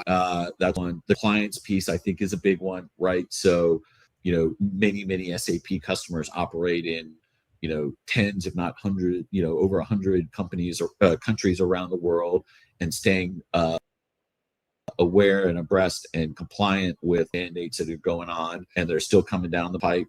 I think that's one. Fraud is another one, right? So often, particularly around invoicing, right? AI is great for us as companies, but unfortunately AI is great for actors out there who are also using AI to commit, to send fraudulent invoices, try and get fraudulent payments, and solutions like Basware use AI to defend you and guard against that, to protect you. But that's definitely a risk, particularly for companies going through a transformation and migration from ECC to the cloud. We've heard a lot from our customers that that's where they are most at risk to fraud, is because you're kind of in the middle or transition of systems. You might have some still in on-prem, some in the cloud, and fraudsters are really able to take advantage of that situation. We talked about the clean core and making sure you stay clean so that you have a lower total cost of ownership, better access to innovation in the future, and then AI, right? So just what I think folks would say is that these cloud transformation on the ERP side can take a long time, and AI in terms of innovation and pace of innovation, that wait till after you've gone through a transformation, or it's taking you months, if not years, to do that, you're falling behind what your competitors are doing. And so I think it's the risk of competitiveness if you don't take advantage of some of these other capabilities of solutions like Basware to complement and accelerate what you're doing from an ERP information perspective. Now, I want to pause on what Jason just said, because most of you probably missed how big this is. And that is that e-invoicing compliance mandates are a global wave, and most companies are sleepwalking through this. And they're missing the bigger point here. Here's what's happening. Governments around the world are mandating that B2B invoices be exchanged electronically in specific structured formats, often routed through government clearance platforms. So France is going live with their platform in September. Germany is mid-rollout. Belgium, Poland, Mexico, Brazil, all are in motion or just changed their rules. Italy already requires it, and the list is just going to continue to grow over time. And if you get this wrong, if you don't follow the government rules for invoicing B2B scenarios, you're going to get fined. Sometimes it's per invoice, which can add up very quickly. In some cases, you literally can't do business. Jason mentioned that in France, starting in September, if your invoices aren't compliant, you can't, or if your invoices aren't in compliance, you can't sell into France at all. Your growth is blocked. So Basware's own research shows that 50% of U.S. headquartered companies have missed expansion opportunities into new countries because they couldn't comply fast enough. And the kicker is that the rules change every year. France just tweaked theirs for September. Mexico updates theirs annually. Brazil is revamping. So this isn't just a one and done compliance project. It's ongoing operational discipline. Now, Jason mentioned that SAP covers about 40 countries natively. And if you operate more than that, most multinationals do, you need a partner. You need a solution that bolts onto SAP to address this. Or if you don't, you're going to need a team of 30 people or whatever in your tax department who do nothing but monitor mandates. And that's not fun for anyone. But the bottom line is this: if you operate globally and your CIO and CFO aren't talking to your tax team about e-invoicing compliance right now, you have a problem. So you want to get them in a room this week, listen to this podcast, listen to what Jason has to say, listen to the conversation. You need to do it now. What should multinational SAP customers be doing right now to avoid getting flat-footed or fined in that regard? Yeah. So one, I think, I would recommend whoever's running your SAP solution, make sure you're talking with your tax, finance, procurement folks, because they're more likely to be the ones who really understand what those invoice mandates are and that are coming. So make sure they have a seat at the table to have a conversation. So that's one. I would tell you, make sure those folks are at the table. Two, I think you need to understand that SAP, and I was just at Sapphire, so I heard them talking about what their plans are around country compliance, and they're going to do a set of countries. It's probably going to be around 40.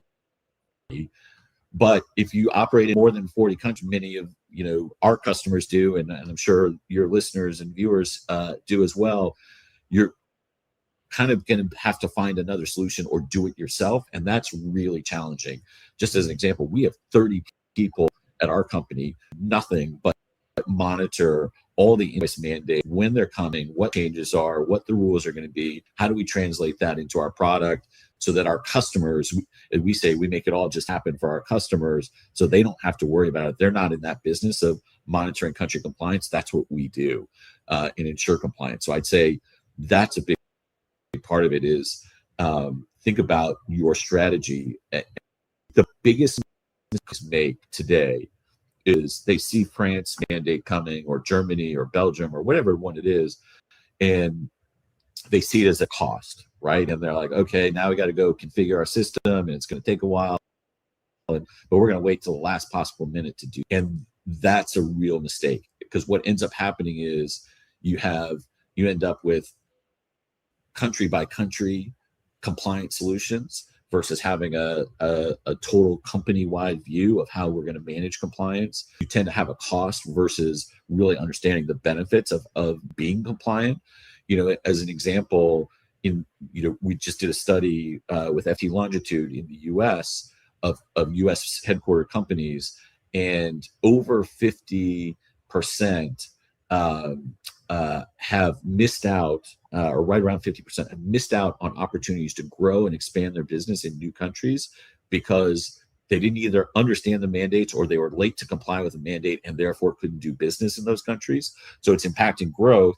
And then on the other hand, US companies are 5 times more likely to pay compliance fines than European companies, as an example, because they're not as attuned to the various laws. In Europe, you typically operate across many, many countries. In the US, you can grow up just being in the US and not really be aware of everything going on in LATAM and Asia and Europe. And so I think European headquartered companies tend to be much more attuned to that. So I would say find a partner like Basware who can help you, guide you through this and make it happen, but have the right people at the seat of the table so that your rollout plans reflect the reality of all these mandates that your company is going to have to comply with, so you don't get fined and so you don't miss out on growth opportunities in those countries.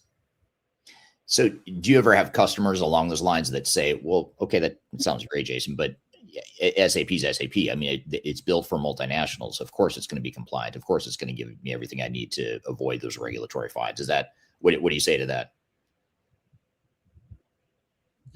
I say SAP is solid for the 40 countries it covers, right? If you're going to do it in other places, you're either going to have to figure out how to do it yourself, or you're going to need a partner like Basware who can help you cover the rest of the world. Plus, so that's where I was just going to say, that's where we complement, right? Because SAP does a great job in those 40, but if you operate in more than those, you're going to need help, and that's where SAP turns to partners like us to help their customers be compliant. So they would say, go find a partner who does it, who's BTP certified and Clean Core certified, because that's a better solution than trying to figure it out yourself and then choosing a non-compliant, non-Clean Core, non-BTP certified solution. Yeah. And I'm sure you've seen this too, but we've seen so many clients, not even just within Invoice Lifecycle Management, but just across the board, whether it's financials or reporting, whatever it is. Yes, SAP can do, even in cases where SAP does and can handle compliance and regulatory type stuff, it's easy to break that. It's during the implementation, it's easy to change the security profiles and the way you've configured the software. Now, all of a sudden, a system that was built for compliance is now not compliant, not because the software is not compliant, but because you configured it and implemented it in a way that's not compliant. And so is that something you see as well? Yeah, and I would even take it a step further, and thanks for bringing this up, is let's say you started out compliant. Let's pick Mexico as an example. You're compliant in Mexico. Well, everything is good. Well, unfortunately, Mexico changes the requirements or adds new requirements every year or so. And so now what's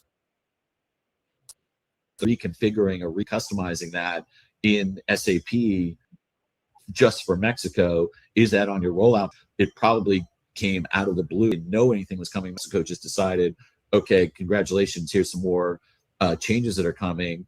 And are you going to be able to move quickly enough in your SAP environment to be able to do that?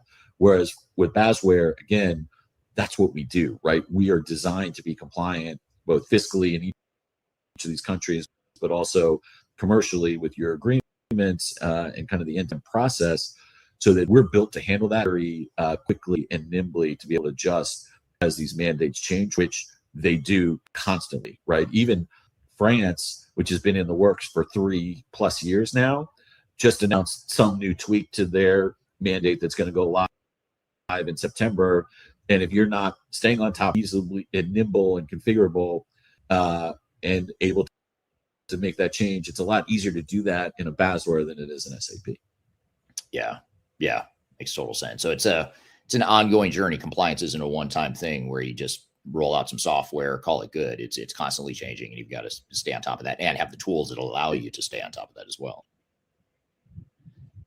It is constantly changing all over the world, right? I gave you a couple examples, but he's coming online, and France is coming online later this year, and they will change their mandate. It will change the requirements next year, and Mexico changes, and Brazil is completely thinking about revamping theirs, and every country around the world who has an invoice mandate changes theirs on an annual basis pretty much. And so do you want to spend your time and effort staying on top of that and constantly having to update your systems, or do you want to just let Basware do it for you? Right. Yeah. Makes total sense.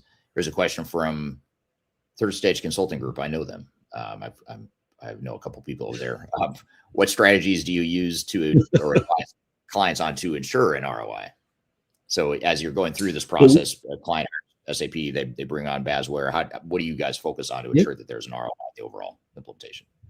So the first thing we do, and we work with folks like Third Stage, is really do an assessment up front to understand where are you today, right? So what are your automation and touchless? What happens from a fraud perspective? Are you paying on time? Are you optimizing your working capital? Trying to establish that benchmark of what the company is or what the potential customer is, where they are today. And then what we typically do, and I'm sure third stage would be similar, is say, okay, here's where you are today. Here's what best practice is. And if we can get you from here, where you are today, to best practice, what's the value of that in terms of reduced cost, reduced fines, eliminating fraud, the working capital benefits you can create, the above. And we develop a plan that's kind of our roadmap from how we're going to get you from here to there and what the value of that's going to be. And then from a Basware perspective, we are constantly having that conversation of, okay, we said we're going to get you from here to there. We've gone this far. Now here's what we need to do to move you from A to B, from B to C, C to D, so that you're getting value, and measure that all along the journey. In our quarterly business reviews, we have something called Value 360, where we're taking kind of that original plan and goals and working that plan and monitoring it together. We've even gone so far as actually building into the product, using AI to be able to monitor your processes and your metrics and simulate, if we make this change, here's what the impact will be on those goals and objectives and the ROI we set out. If you make this change in how we're doing things, you will go from, a million, I'm just making this up, €1 million a year, 1.5 million euros a year in benefit, or 3 million euros of benefit, or 10 million, whatever that might be. So we can do it right in the system and give you full visibility, which I think is really important. But it starts with, again, assessing, developing that joint roadmap and plan, measuring it, monitoring it relentlessly, and constantly be optimizing against that. That's kind of how we view the world. And we frame that all in kind of what we call our Value 360 approach. Really interesting. I wasn't aware of that Value 360 approach, but that's pretty cool. And one other thing too, I mentioned it before, I'll mention it again. If you want to learn more about Basware, just read about the product, see where it fits into your invoice lifecycle management, or how it might complement your SAP or ERP implementation. Just scan the QR code right here. You can learn more about Basware there. I'll leave that up here for another second. But Pammy on TikTok says SAP is not the same internationally, but it's easy to operate and can implement a lot of functions. So I think that's a good explanation of why this is so important, because SAP is arguably the most diverse, the most broad, the most robust ERP system in the marketplace. But with that flexibility, and with that breadth comes gaps in functionality and things you really need to tighten up. And so I think that's a great point. And I would just add, that's exactly why 600 ERP companies have chosen Basware for invoice lifecycle management, right? Because that's all we do. We have to be the best. Implements what SAP does. So it's as we say, better together. Right? SAP and Basware are better together. Yeah, absolutely. Yeah, get the best of all worlds. Mrs. Jones Knows Business on TikTok says, hey, haven't seen you in forever. Well, glad to see you again. Thanks for being here. So thanks to everyone joining over here on TikTok and watching both streams. And then someone did ask, why aren't you just watching the streams merged or consolidated? Well, there's technical limitations there. If only Basware had a solution for my podcast streaming limitations, but you guys probably are going to stick to what you're good at. We stay in our lanes. We're good at invoice lifecycle management. We've been doing it for over 40 years, and we're just going to stick to what we're good at. Right. It's smart. It's easy to get out over your skis there. So what about during transitions? Let's talk about migrations, multi-ERP environments where you can get fraud and duplicate payments as an issue. What are you seeing, and where are companies most exposed during these transition windows from their legacy ERP system or systems to an S/4HANA or to a more modern ERP system? And how can customers bypass that or mitigate that risk? Yeah, so that is one of the big risks that our customers see when they're going through a cloud transformation. Is that moment systems operating on-prem versus the cloud, to one or the other, or to one instance. That's where fraudsters seem to be incredibly knowledgeable and be able to, really attack. That's really interesting. I want to dive into what Jason just said, because it's one of the most underappreciated risks in any cloud migration. And that is that the most dangerous moment in your project isn't go live. It's the months around go live when fraudsters strike. And That's something we don't talk a lot about, the cybersecurity and the risk of fraud while you're in the middle of transitioning. You're transitioning from one system to another. Some invoices are in the old system, some are in the new. Supplier records are being migrated. Approval workflows are being built. Bank account charges are flying around, or the changes are flying around. AP staff is stressed, distracted, spread too thin, and they're approving things faster than they should. That's the time that fraudulent people are going to strike. The fraudsters know this. They specifically target customers that are in the middle of cloud migrations. They send fake invoices that look real. They impersonate suppliers, submit duplicate invoices to both the old and the new systems. They request bank and account changes, and they just take advantage of the chaos. And Basware's data, as you may recall, the data says that companies lose roughly 1 million for every 1 billion in spend to fraud. And that's just normal operations. During a migration, that number could actually be multiple times higher than that. So the lesson for all of us is you want to build fraud protection into your cloud migration plan from day one. You don't want to wait until after go live to figure it out. Don't assume your IT security team has it covered. They're focused on the infrastructure, not the invoices.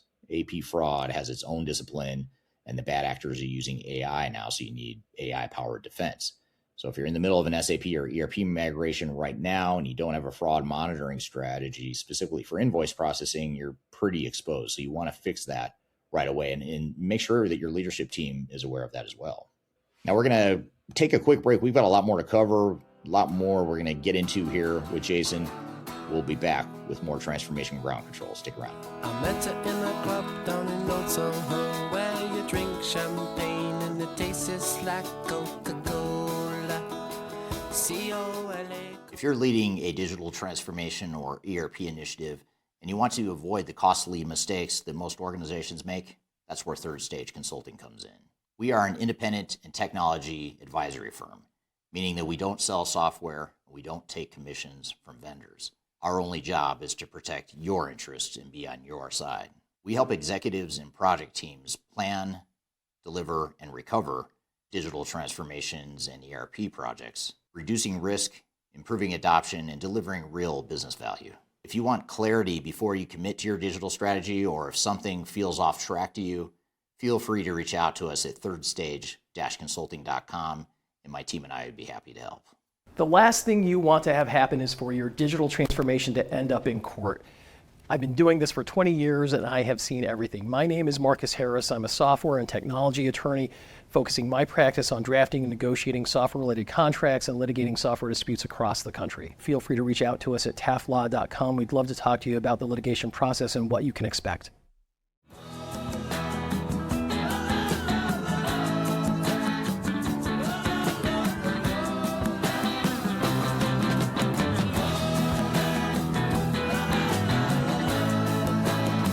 Hello, welcome back to Transformation Ground Control, episode number 274. My name is Eric Kimberling here with Jason Kurtz from Basware. We're talking about integrated lifecycle management, all things related to finance, accounting, accounts payable, with ERP and SAP implementations, risk management, tons of stuff. Let's get back into the conversation. Multiple invoices sometimes because they don't know where to send it, right?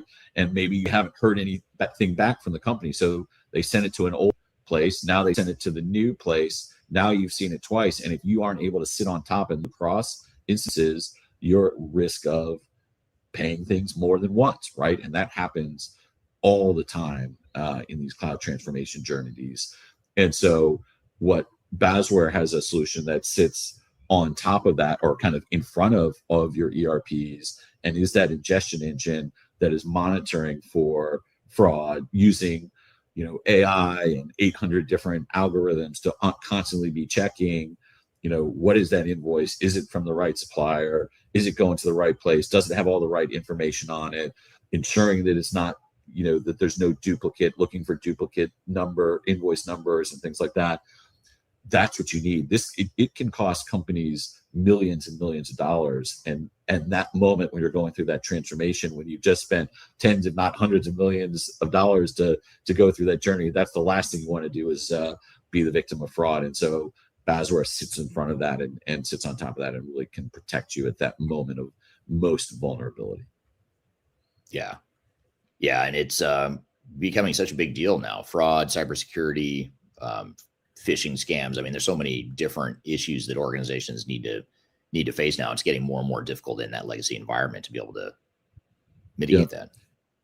And the other thing, look, unfortunately, you've got to be careful, even in your internal employees, right? Sometimes bad actors get to them, or they do crazy things. And so again, having a solution that is looking for irregularities, anomalies, duplicate payments, changes in where payments are going and being made, that's critically important. And so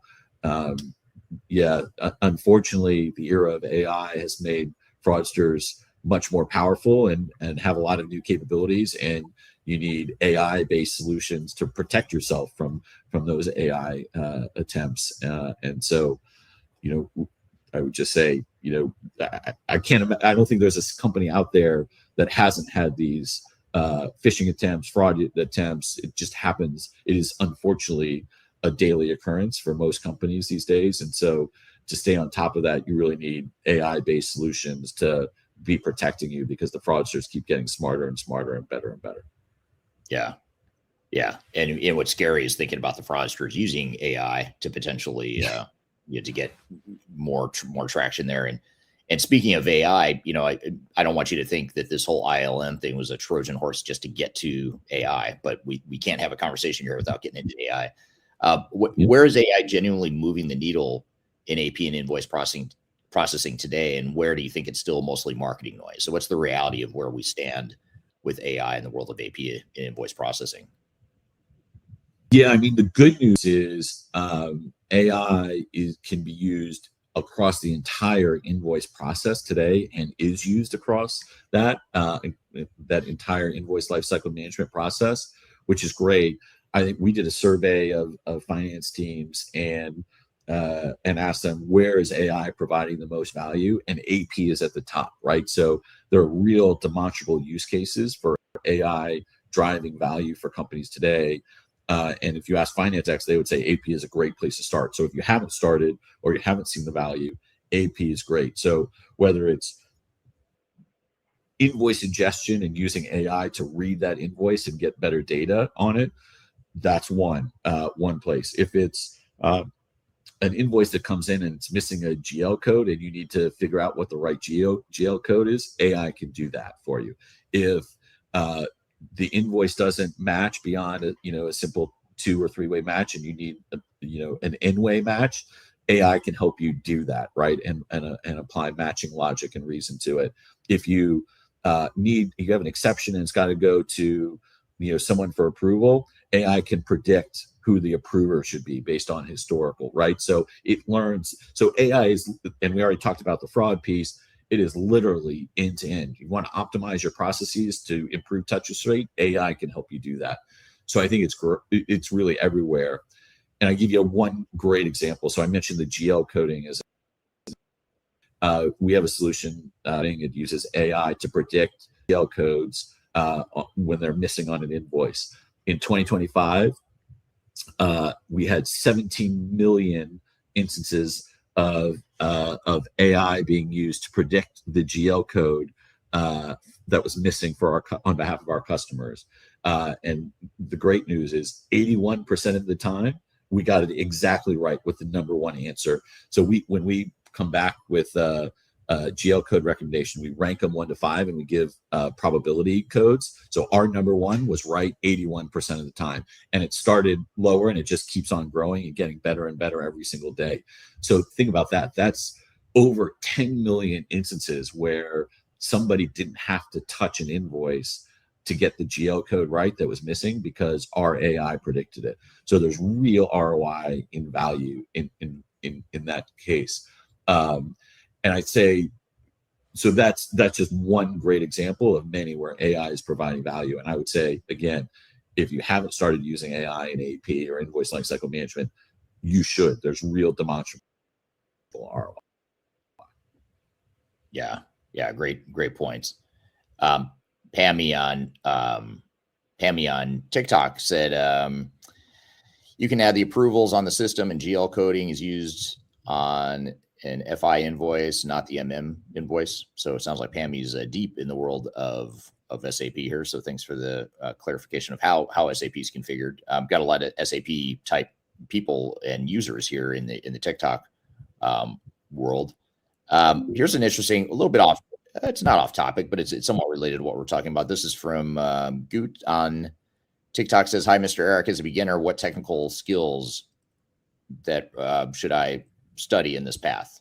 So, in other words, like if someone's starting out today and they're interested in this whole topic of invoice management or just ERP, SAP in general, what would you advise them to do to get started? Well, it's an interesting question. So I think, and I'm not, I'm not an SAP technical person, so I'm not sure I'd be the best person to recommend on that. But I'd say, here's what I would tell you.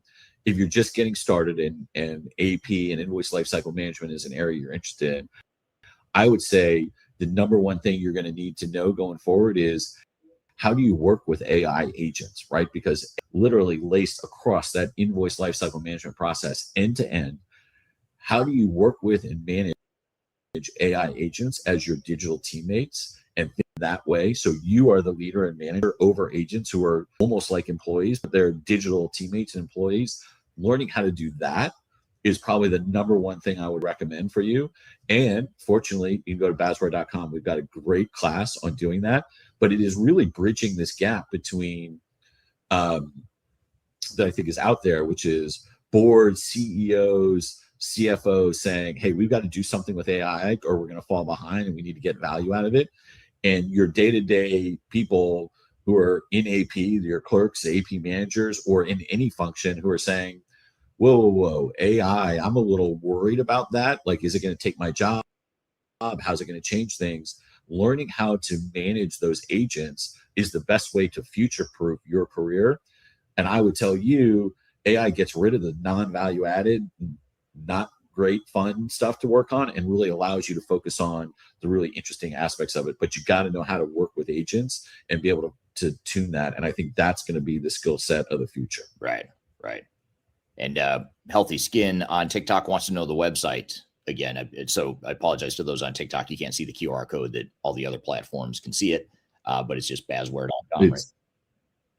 Yep. BASWARE.com. Yep. Basware.com. Basware with one S, BASWARE.com. You can learn more about it there. So sorry. Thanks for calling that out. Healthy Skin on TikTok, that you can't see the QR code that I keep pointing to. So thanks for clarifying that. So here's a comment. I'm not going to put it on the screen just because it's a longer one, but I'll read it here quickly. This is from Mario on LinkedIn. Mario says, great explanation. Sometimes ROI is the wrong question and answer. In other words, it's not about maximizing value with X% fixed costs. Invoice management system is more about avoiding fiscal and tax fees avoidance, which is more related to risk management. So I'm curious, do you agree with that? I mean, because I kind of agree, but I also think there's a real outside of compliance. Yeah, I think there's both. I don't think it's either or. I think it's got to be both, right? I think there is real ROI and value from better automation and using AI in that invoice lifecycle management. I think there are real hard dollar savings. But two, there are real risks of those fiscal compliance failures and fines.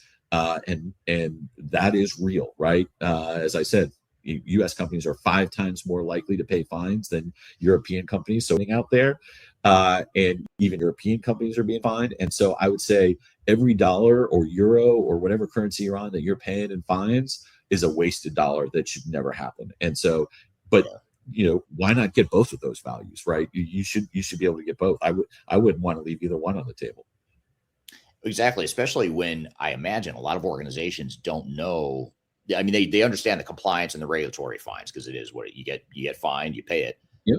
ROI is a little fuzzier, but one aspect of ROI that I bet a lot of companies don't fully understand is, what about internal fraud or nefarious actors that slip in POs? Like, we get this at third stage. We get people, like, we get POs. Like, there's this one that's been just hounding our AP department because they insist that they gave me some executive coaching worth $50,000 and I need to pay the bill. Right. And I said, I've not got executive from whoever this is. I haven't gotten executive coaching for $50,000 from anyone, but especially not whoever this is. Right. But it's things like that. It's like, how many times at a big company does someone say, oh, okay, Eric approved it or Jason approved, whatever, so I guess we'll go ahead and pay it. And so how much money is lost? It's not a fine. It's not like an efficiency ROI, but it's money out the door that shouldn't have gone out the door. Yeah, so we have studies that would tell you that it's about $1 million or euros for every $1 billion or euros in spend gets paid to fraudulent actors, basically. Wait, say that number again. I'm sorry. It's $1 million for every billion. $1 million for every $1 billion is lost through. Yeah. Yes. Okay. 1 million is lost for every $1 billion you haven't spent. So 1%. There's a 1/10 of 1%. Yeah. 1/10 of 1%. So you could do that. I mean, there's some good math right there. If you're a multi-billion-dollar company, you've got millions of dollars probably of lost money that you know of. I mean, that might be more if you could quantify and track all of it down. That's right. So Mario has a quick follow-up comment here. Says, so it's both ROI related to total cost of ownership and risk management related to fiscal fines avoided. I think that's a fair thing there. What about efficiency? Do you see efficiency ROI as well? Is that something that your customers are focused on beyond the other ROI aspects we've talked about?